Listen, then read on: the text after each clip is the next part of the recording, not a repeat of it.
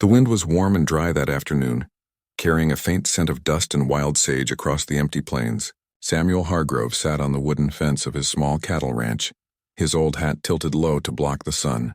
He had lived alone for years, raising horses and cattle, trading at the nearest town when he needed supplies. Life for him was quiet, predictable, and simple. He liked it that way, but that day was different. A stranger rode up the dirt road with tired horses and a desperate look in his eyes. His clothes were worn out and his hat was faded. Samuel watched as the man stopped in front of the gate, slid down from his horse, and wiped the sweat from his brow. "Afternoon," the man said with a shaky smile. Samuel nodded.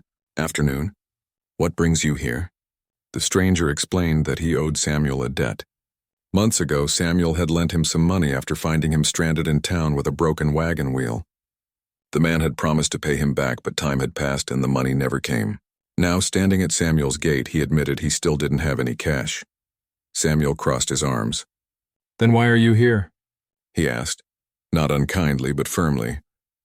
The man stepped aside and revealed someone standing behind him, a young woman. Her hands were bound loosely, but she stood tall and still. Her long dark hair was braided neatly, and her eyes, sharp and calm, studied everything around her without fear. She wore simple clothing, but it was decorated with colorful beadwork that shimmered faintly under the sun. "This is what I can offer," the man said nervously. "I can't pay in dollars, but she can work for you. She's strong and smart.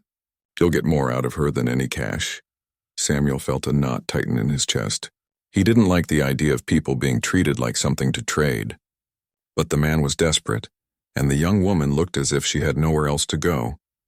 Samuel looked at her again. She didn't lower her gaze or step back. Instead, she met his eyes, calm and proud. There was something different about her. "I didn't ask for this," Samuel said slowly. "I know," the man replied, "but it's all I've got." Samuel thought for a long moment. He couldn't let her be dragged around like a piece of property. But if he let the man go, he'd lose what he was owed. More than that, he couldn't ignore the feeling in his gut. Something told him that sending her away would only lead to trouble. Finally, he sighed. "All right," he said. "Leave her here. But this settles your debt. You don't come back." The man nodded quickly, relieved. He tipped his hat and rode away, leaving the young woman and Samuel alone in the dusty yard. For a moment, neither of them spoke. The only sound was the creak of the windmill and the soft rustle of prairie grass. Samuel pointed toward the house. "Come inside," he said, keeping his voice steady. "You need water." She followed him silently, stepping lightly across the dirt like someone used to the open land. Inside, the small wooden house was simple. One main room with a table, a stove, and a few chairs.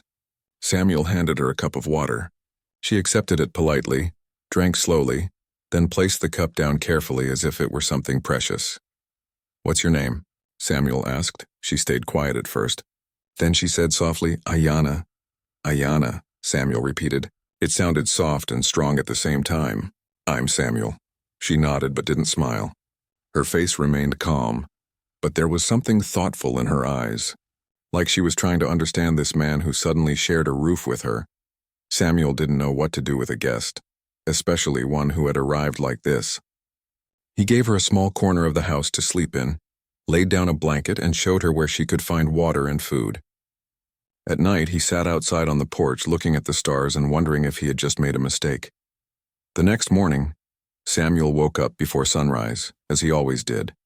He stepped outside and found Ayanna already awake. She was standing near the fence, watching the horses. Her braid hung down her back, and the soft light of dawn made her look almost like part of the land itself. Samuel walked over slowly.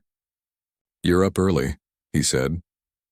Ayanna didn't answer, but she smiled faintly, just for a moment, before turning her gaze back to the horses. That smile surprised Samuel more than he wanted to admit. Later, when he went to feed the animals, he found Ayanna already carrying buckets of water from the well. She moved gracefully without wasting a single step. She seemed to know how to handle animals, how to touch them gently so they wouldn't be frightened. Samuel watched her carefully. She wasn't like the people he saw in town. She carried herself with quiet pride, as if no one could take away who she was. Days passed, and a quiet routine began to form. Ayanna helped around the ranch without being asked. She repaired old tools, brushed the horses, and even mended Samuel's torn coat one evening without a word. She didn't speak much English, but they learned to understand each other through simple gestures, nods, and quiet patience.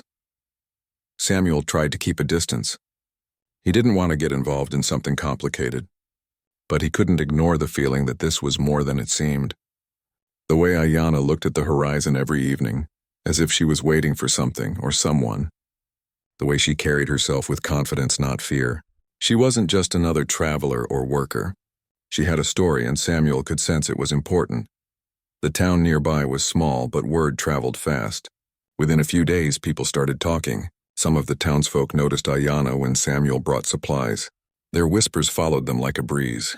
"She's Apache," someone said. "Looks like a chief's daughter," another muttered. Samuel didn't respond. He didn't like gossip, and he didn't owe anyone an explanation. Still, their words made him uneasy. If she really was connected to a powerful family, this wasn't a small matter. It could bring unexpected attention to his quiet ranch, but when he looked at Ayanna, sitting quietly by the fire, brushing the horse's mane or humming a tune in a language he didn't understand, he felt a strange kind of peace. She wasn't a burden. She wasn't a problem. She was a person who had simply ended up in his world. One late afternoon, a group of cowhands passing through stopped by the ranch. They were loud and curious, asking Samuel where he had gotten her. Their questions were rude, but Ayanna didn't flinch. She stood with her back straight, looking at them with the same calm she had shown from the very first day. Samuel didn't like the way they looked at her. "She's not yours to talk about," Samuel said firmly, surprising even himself. The men exchanged glances, then laughed awkwardly before riding off. After they left, Samuel turned to Ayanna. She didn't say anything, but he noticed the small nod she gave him, a quiet thank you without words. It was then he realized something had changed. She trusted him at least a little, and maybe he trusted her too. As the sun sank below the horizon, painting the sky in soft oranges and pinks, Samuel sat on the porch again. Ayanna sat on the steps nearby, braiding a piece of string. They didn't need to talk. The air between them was calm and still. Samuel didn't know the full truth about who she was, but he could feel it. She was not ordinary. The beaded patterns on her clothing, the way she spoke, the way she looked out at the distance, it all pointed to something bigger. Something he didn't yet understand, but for now she was safe on his ranch. And for the first time in a long time, Samuel felt that maybe his quiet life was about to change, not because of a fight or trouble, but because of someone unexpected who had walked into it. Far away, beyond the rolling hills and distant canyons, others were looking for her. But Samuel didn't know that yet. All he knew was that a stranger had left him with a young woman, and in just a few days she had brought new light into a life that had once been nothing but dust, cattle, and silence. Days turned into weeks, and the quiet rhythm of life on Samuel's ranch began to settle in. Ayanna continued her work with grace, moving among the horses, mending fences, and helping Samuel with chores without complaint. She had a quiet presence that changed the air around the ranch. Even the horses seemed to sense it, calming under her hands as though they understood she meant them no harm. Samuel often caught himself watching her when he thought she wasn't looking. Not out of anything improper, but because there was something about her calm strength that intrigued him. She carried herself like someone who had been trained to face difficulties with dignity, someone who had seen a world far bigger and more dangerous than the small ranch could ever be. One morning, the sky was pale with the light of early dawn. Samuel had gone to the stable to feed the horses when he heard movement near the gate. He looked up to see a group of riders approaching from the distance. At first he thought they were cowhands or travelers, but as they drew closer, he realized they were different. Their clothing, the patterns painted on their faces, and the steady, purposeful way they rode told him immediately they were Apache. Samuel felt a chill run down his spine. He didn't know exactly what to expect. Were they angry? Were they coming for Ayanna? He had no idea. His first instinct was to grab his hat and go meet them, but then he stopped. He remembered Ayanna's quiet strength. She had faced difficulties he could only imagine, and he trusted her to guide him in this moment. "Ayanna," he called softly. "They're coming." She didn't flinch. Instead, she walked toward the gate with a steady step. Samuel followed, unsure of what to say or do. As they approached the group, one of the riders dismounted. a tall man with sharp features and calm, commanding eyes. Samuel's heart skipped a beat when he realized who this must be.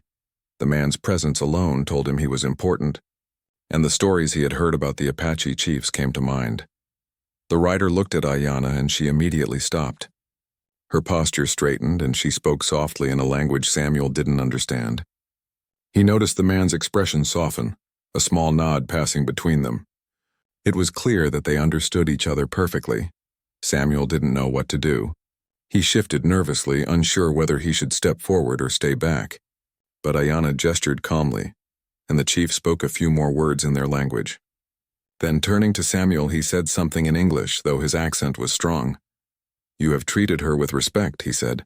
"You have shown care when others might not have. For that I am grateful." Samuel blinked. He wasn't expecting gratitude. He had feared anger, demands, or worse. Instead, this man, the father of the young woman who had been entrusted to his care, was thanking him. "She's safe here," Samuel said quietly. "I only wanted her to be safe."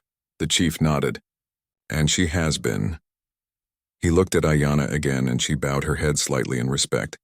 Samuel realized then that the quiet dignity she had carried all along was a reflection of her family, her upbringing, and the world she came from. After a few more words, the chief spoke to Ayanna, who listened intently. Samuel didn't understand what they said, but the trust and respect between them were clear. Ayanna turned to him and gave a small, meaningful smile, a smile that said more than words ever could. Over the next few hours, the chief and his group remained on the ranch. Samuel watched as they interacted with Ayanna, noting the gentle way they spoke to her and the careful attention they gave.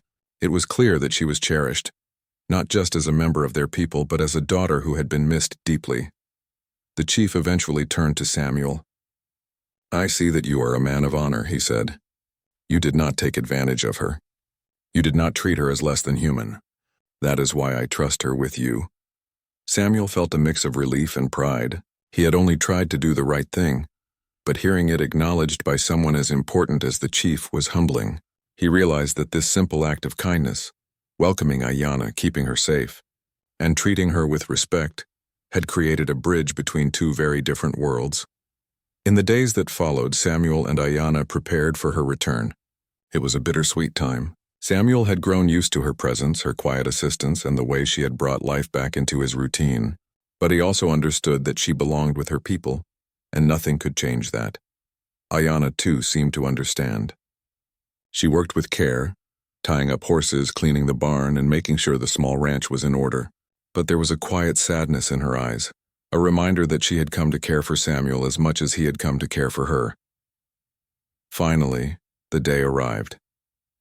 The chief and his group returned to take Ayanna home. Samuel stood at the gate watching as she prepared to leave. He offered her a hand and she shook it firmly, their eyes meeting in a moment of unspoken understanding.